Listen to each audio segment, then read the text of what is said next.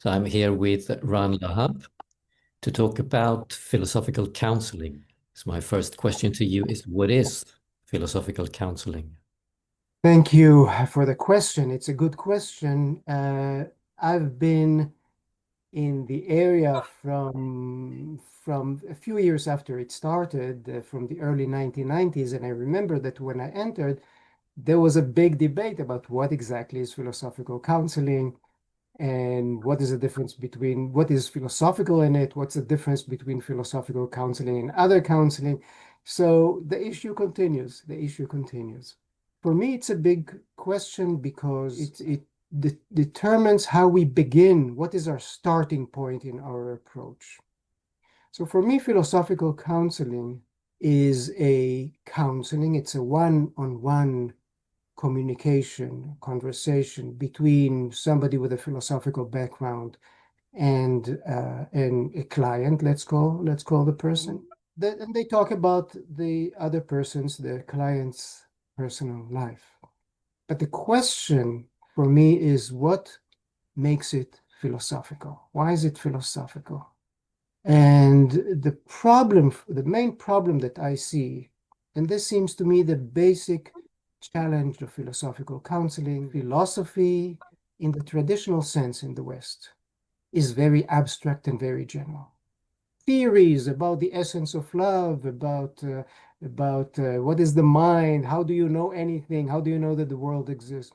When you talk with an individual, on the other hand, they are not interested in those big questions. They come with their own specific attitude, their own specific issues, their own specific problems. So the big question in philosophical counseling is, if it's supposed to be philosophical, how does it connect to philosophy? And philosophy is a specific thing. I don't accept those who say, oh, philosophy is whatever you call philosophy. That doesn't seem to me a good answer. Philosophy is a kind of discourse of 2,500 years in the West.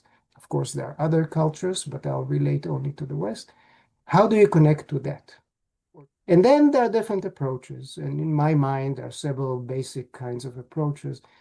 But so I would summarize my answer to you and say philosophical counseling is a counseling one-on-one about personal life.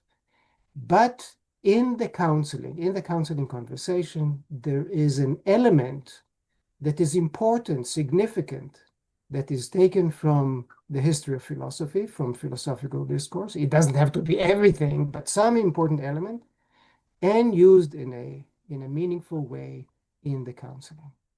Is it possible to give some example of how you are able Yes. to infuse this philosophy into the discussion? Yeah. For me, I usually divide it to three stages of the counseling. At the end, what I want to do with you is to read, and I prefer to read short philosophical texts that I extracted, usually half a page, quarter of a page. I can explain verbally around it, but read it carefully and resonate with it with your life. So have a dialogue between that and your life. So that's the heart for me, of philosophical counseling, my philosophical counseling, uh, that you have to do it in such a way that there would be a real dialogue, a real self-reflection. For example, just a simple example, if you read in Buber the distinction between I, you, and I, it, in other words, a relationship to another person that objectifies the other person, and a relationship that is in togetherness, what does it say about your life? Maybe you think about your life. Yes, I now realize new things. And maybe, I would like to add another third category for Buber. So I'll change his philosophy, so to speak, and so on. And then we look from another perspective. We do other things. Buber is not our king, of course, not our authority. But that cannot be at the beginning of the counseling. That must be the second stage. There must be a first stage where I come to know who the person is. How does he or she relate to people around me? Is he a loner? Does he feel or she feel lonely in life and is unable to connect? Or is he the center of activity everywhere? Is he somebody who is into his work? Overall, there is usually a general approach, a general theme in a person's life. It's very strange, but with all our complexity, there is basically one central theme in your life that thinks around it. So before doing the philosophy, I want to spend usually 3, 4 sessions with a person to understand what are the main theme or themes in his life.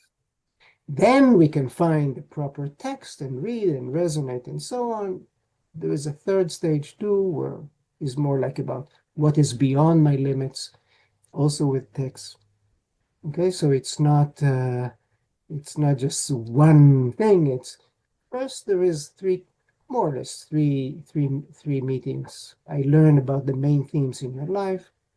Then we start reading and converse with your life. So it's a conversation between you or your life and the text, several texts, and I am the facilitator of this conversation.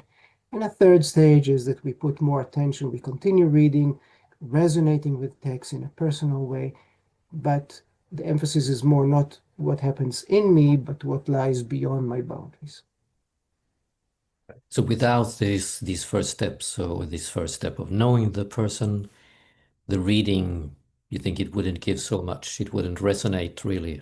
It wouldn't give so much. It wouldn't be as deep because I think in the ways that I've developed to really identify main themes, that's a really art. How the philosopher can sit for 2, 3, 4 sessions and identify those themes.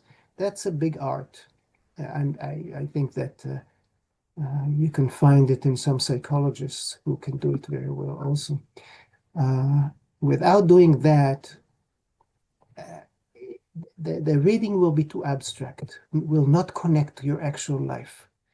And then you choose the texts based on what you have learned about this person. Yes, yes, yes. I suggest the text. Sometimes, if a person has a philosophical background or read it once and said, this is too harsh for me. Okay, fine, we can change it. We have to remember that nobody is asked to agree with the philosopher. The agree, don't agree is totally unimportant. You communicate.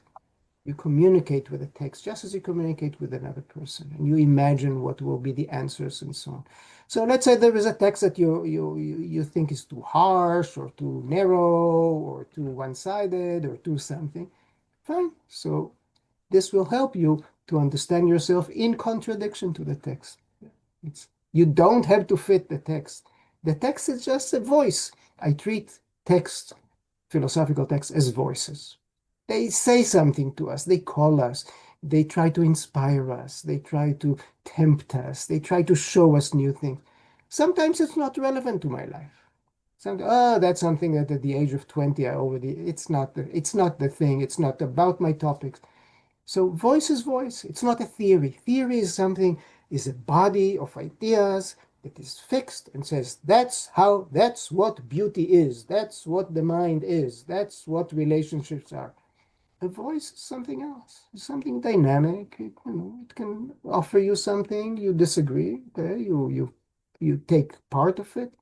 So for me, philosophical texts are voices. And for this reason, Matthias, when you ask, so sometimes, so you have to choose, and sometimes it doesn't fit. I say, yes, sometimes it doesn't fit, but even when it doesn't fit, it's a conversation with a text. That's fine. It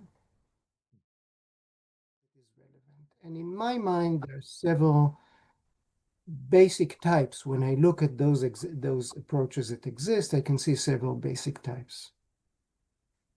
Already, by the way, at the very beginning in the 1980s, there were two groups.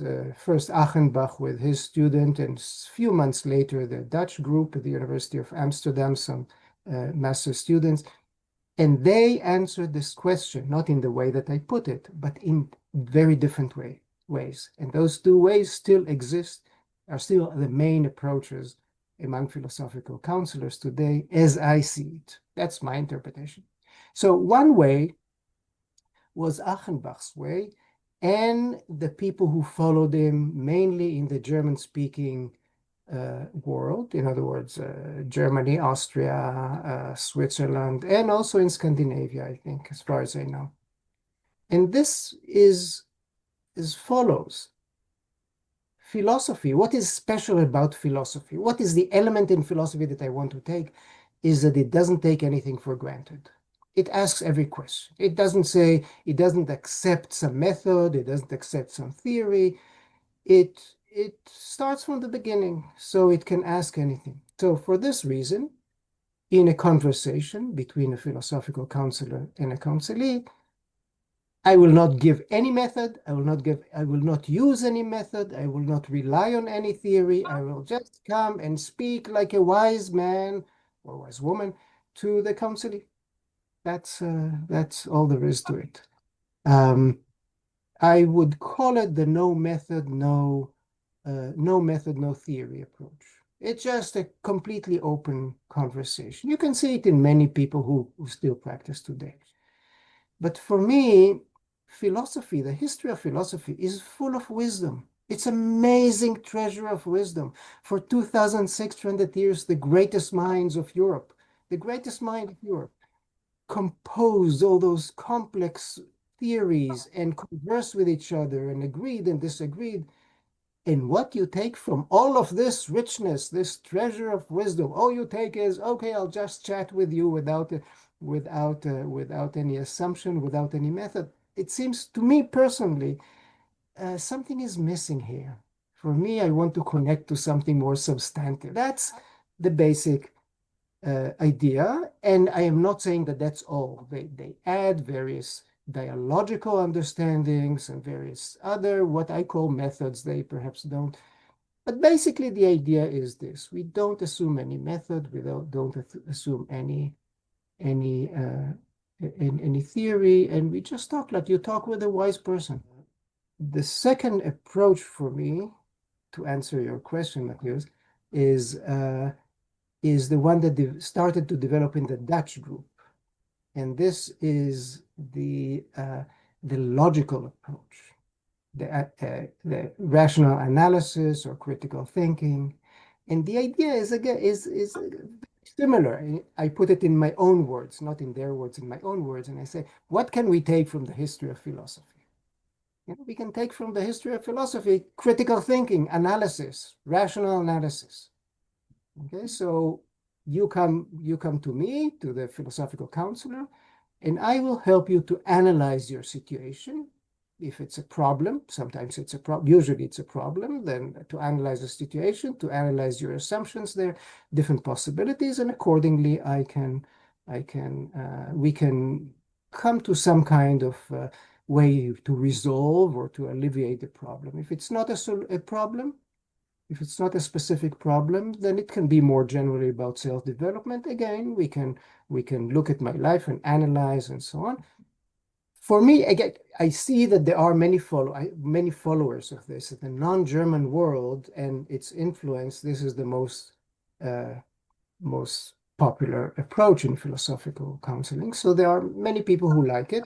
So I'm not going to argue against it, but I want to explain why for me it's missing, why something is missing there, why it's not what I am looking for.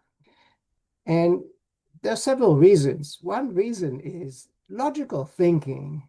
Is this the thing that you learned from 2,600 years of history, from Plato, Nietzsche, Spinoza, Rousseau, amazing visions of life, and all you learn is how to analyze in a logical way and critical thinking to see where you made a logical mistake and where you didn't make?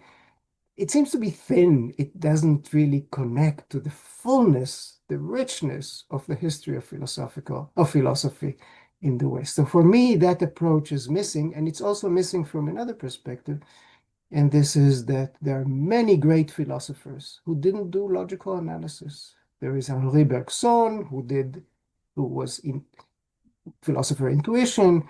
There was Husserl with philosophy introspection. There was a respectable school of common sense philosophy. Go back to common sense. Leave your great philosophical analysis like Thomas Reid and others. They were meditative like the Neoplat.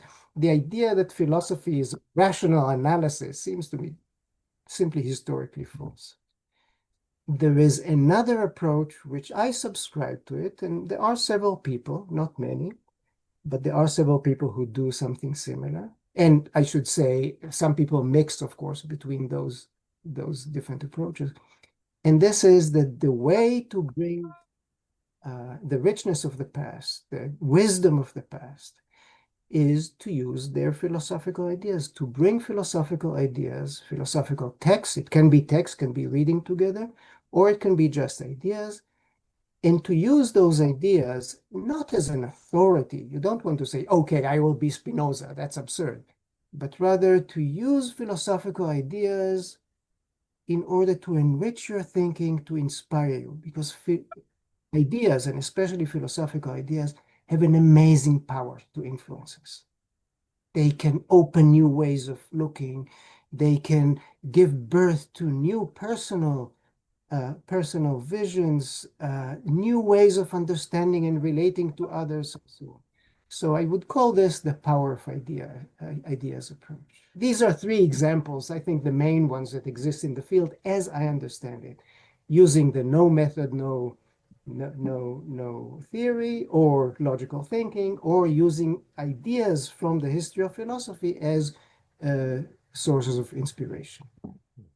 And using your method, would you say that works well for any kind of issue that people come with? Or if let's say, are there some people you decide you would not work with because their psychological problems are too severe or whatever? Yeah, I would say in my approach, which is from the third one, the third one, my main purpose in any case, the goal of my counseling is not to solve personal problems. That I think we have wonderful psychologists who do this. I don't see why we should duplicate the function of solving personal problems. Psychologists do it well, and is this the greatest thing that philosophy can do to solve your problem between you and your wife, or how to choose a job? Philosophers never dealt with that. Why do you expect philosophy to be good at that? It seems to me that that was a big mistake at the beginning of the philosophical counseling movement, that instead of going in the direction of personal search, personal development, enrichment, they went in a direction that would put us immediately in competition with the psychologists. I think that that was a wrong direction. So that is just to say that when somebody comes to me, it should be clear that we are talking about personal development, enrichment, going beyond your boundaries. So I take it you would not call philosophical counseling a therapy then? Again, there are those that I would say they do therapy or something very similar to therapy. But for me, my own is definitely not a therapy. It's not a problem solving approach. Philosophy is much more than problem solving. Philosophy is about the ground of existence, about the open horizons, about opening our eyes to new things, about enriching ourselves. And I want to be in this spirit. So for me, no, it's not a therapy. And I know maybe it's connected to your approach here, but I know you prefer the term philosophical counseling rather than philosophical consultation. Yeah. Can you explain why that is? I'm also not crazy about counseling, because counseling, but especially consulting, is about trying to help solve an issue. To consult someone is to have a problem. In English, to have a problem, and so I go to somebody who consults me about how to invest my money. Counseling is also not a crazy. I'm not crazy about it. I want a concept that will say, I am. I'm walking with you. We are looking at the foundation of life and the foundation of your life, at the way, at your attitude to life in general. So, what do you think about the future of this endeavor, philosophical counseling? You think it will grow? You think it will remain as it is, let's say, rather niche activity compared to psychological treatment, psychotherapy, and so on? Or do you think there is a grand future for it? I think that it doesn't have a grand future for several reasons, but I think that part of the one reason that is what I described as going in the wrong direction, is going to solve problems and to compete with psychologists. We have no chance to compete with psychologists. Money is there, scientific studies are there, insurance is there. Uh, why and why do you want to compete with them? Why compete with psychology? So as long as there is a self-presentation, we solve problems, difficulties in life, then who will come to a philosopher? Only a very small percentage. If, on the other hand, there are enough people with a weight to change to more like a search for growth. It's a huge field too. There are a huge number. It's an industry, self-growth, self-transformation. But there we have much more to say. We have 2,600 years of the greatest mind in Europe, as I said, behind our back. It's not some new agey guy who invented it in 1960 or 1911 or something, and some absurd thing. The cream of our entire culture is there behind us. So there we can do something. I don't see that it's going in that direction. But I should say I'm not at all concerned about numbers. I think that the idea that you should measure, evaluate, assess your success in the number of eyes that look at your Facebook or that come to you, I think that this is part of the bad culture of numbers matter, how to succeed, how to win. Or look at monks in the Catholic Church or in other tradition. They're not concerned about how many they are. Of course, they were very influential in the Middle Ages. Now they are not influential at all, but yet they see a very meaningful life in going to a monastery, doing the whatever they need to do. Some people can visit them, and that's good enough for them. Let's put it this way: if we philosophical counselors are deep about human reality with sources of real wisdom, which is for us, it's Western philosophy. Needless to say, there are other wonderful sources in other cultures. If we manage to live fully, to do our full, deep, enriching kind of activity, and have a small number of people that come to us, those who specifically search for us, then if we are a very small movement, I would be very happy with that. It doesn't bother me at all. I think that's a good note to end on. So thank you, Ran Lahav. Thank you, Matthias.